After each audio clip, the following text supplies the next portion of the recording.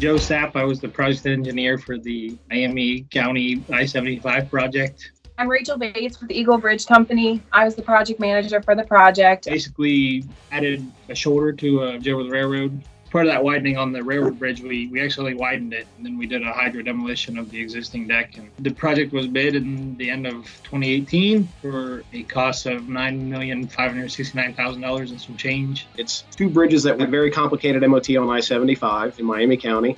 We got a lot of pre-bid questions that came in prior to the letting, so we could see things building up. To get a project right in our back door with people that we know, pretty excited about, especially since we have a really good working relationship, especially Josh and Joe. Leading up to the pre-con, Joe and I had been discussing a true self-facilitated partnering system.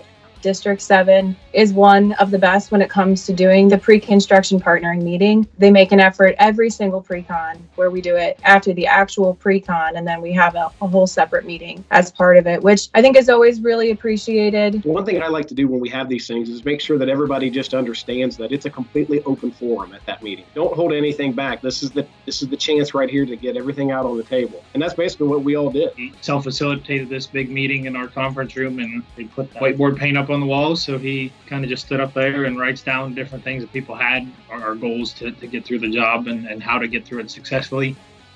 Railroad submittals, for the most part, had been pretty consistent from year to year, but when this project started, the gentleman who was reviewing them was just asking for like the most detailed calculations that have never been requested in the past, and everybody was just struggling with the demolition debris. Brady's like, I have no idea how to, it's like there's nothing that I can find that shows me how to calculate an impact load from this who knows what shape from concrete falling. And so they built a mock-up in their shop, and he took a video of them literally dropping concrete debris on this false stacking. We built it out in our yard. You used some beams and put some false floor in and dropped stuff from certain heights. It was pretty impressive. I guess it was a little bit thinking outside the box to get something through. Just the level of effort that was taken on their own account. That was all basically Eagle's concerted effort to keep the project moving forward with the railroad. Some other contractors in the industry may have thrown their hands up and said, we don't even know how to address this.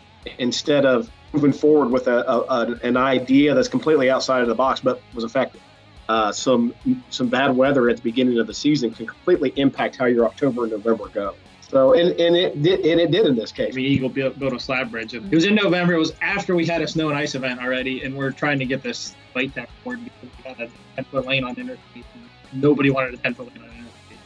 So we started that pour at like 2 in the afternoon or something, and shut a lane out on 75. It was going to be too cold if we didn't do it. That was a pretty big deal. We're pouring a 3-inch overlay in 40 degrees or something, 50 degrees. It was definitely borderline on when you wouldn't want to do it, but we got it in, and that was pretty big. Because otherwise we would have been stuck in a really bad situation for winter. ODOT being very helpful on the lane closures and being able to stripe during the day when we needed to actually was extremely helpful for them, being a little more lenient with the time frames of when we could do that. I think we even ended up working on a Sunday just so that we could get it down, because Sunday just happened to be the one day that was above 40 degrees. And a couple variances basically allowed us to put traffic in a really safe position all winter long. The definition of partnering is coming together as a team, maintaining that commitment over time, and working through any issues that you can to deliver the project that we both want to deliver. We try our best to get it to the finish line, and we do what we have to do to get it there.